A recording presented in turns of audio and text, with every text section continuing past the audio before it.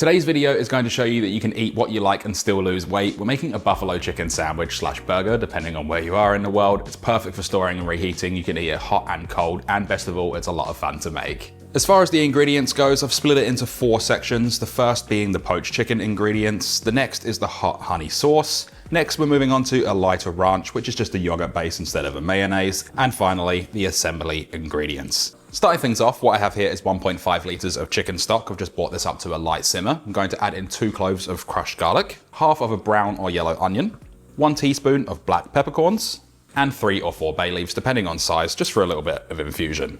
I like to let this sit for about a minute or so, just to let those flavors start infusing into that stock, and then we can add in 800 grams or 1.7 pounds of chicken breast. And these are just whole chicken breast, and I've trimmed off a little bit of the fat. We want to make sure these are fully submerged in all of that liquid.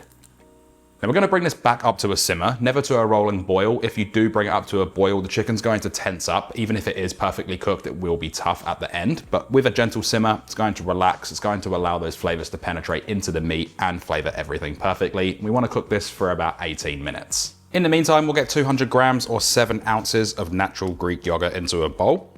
Add 1 teaspoon of onion powder, 1 teaspoon of dried dill, and 1 tablespoon each of dried parsley and dried chives. Now you can use fresh herbs if you prefer to do so, but they won't last as long as the dried, and because this is meal prep and designed to be stored, we don't want it to go bad quicker. With the dried, it's just going to last a lot longer. Grate in 1 clove of garlic. The paste always produces the strongest flavor for the garlic, so that's why I like to do it.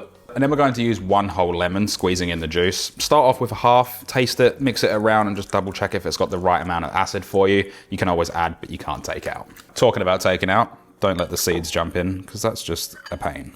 Add in a touch of salt, about 5 cracks worth of black pepper.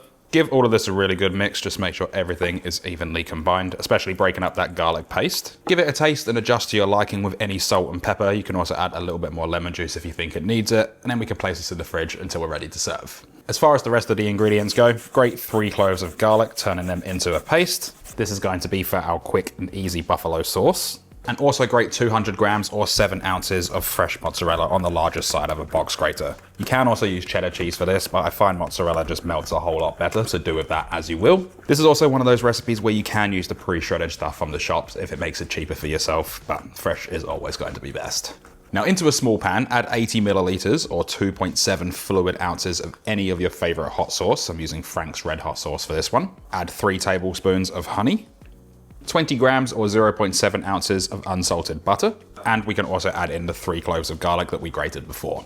Place this over a medium-high heat, just allow that butter to start melting, and we can whisk this all together until everything is nice and smooth.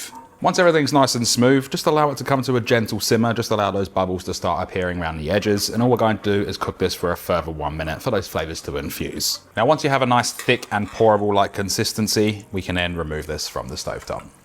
Going back to the chicken, it's been cooking away for 18 minutes. It's nice and firm, perfectly cooked through. We can remove and drain these off. I'm placing them over a wire rack on a tray, and definitely don't throw the stock away. You can use this for all sorts of other things. I do recommend just straining it, removing all of those solids, but yeah, you can definitely use this for other things, more flavor in your stock. With these now, we just want to let them cool down until you can handle them and shred them apart. You can do this the night before and place them in the fridge. It's going to be a lot easier and save yourself a little bit of time.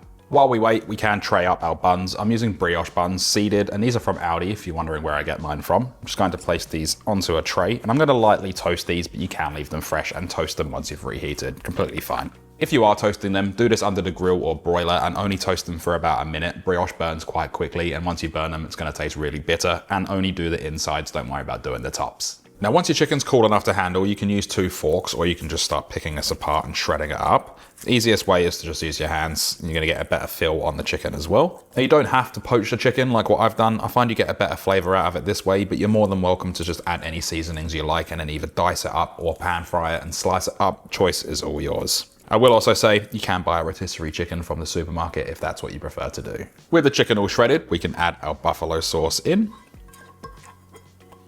All we need to do is mix this around. Just allow every little bit of that chicken to get coated in that delicious sauce. What we're looking for is something that looks like this.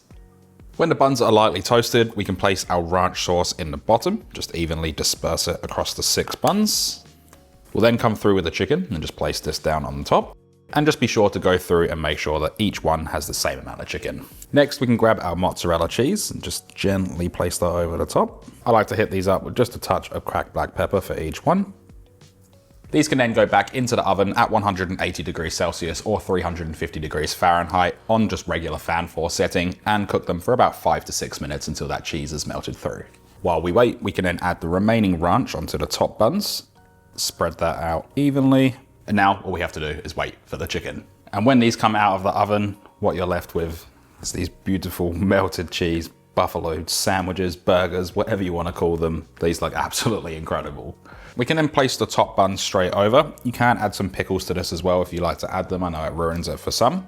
When you have them fully assembled, we can wrap them up. I'm just using a little bit of alfoil here. You can put them in sandwich bags or food safe paper. Choice is all yours. These are going to last 4 days in the fridge and 3 months in the freezer. For storing and reheating instructions, as well as a whole load of chef's tips, I'll have a link in the description to my website. It's completely free, don't worry about that. And it's just gonna have all of the relevant information that you're going to need. There's one thing left to do, and that is we can then dig in.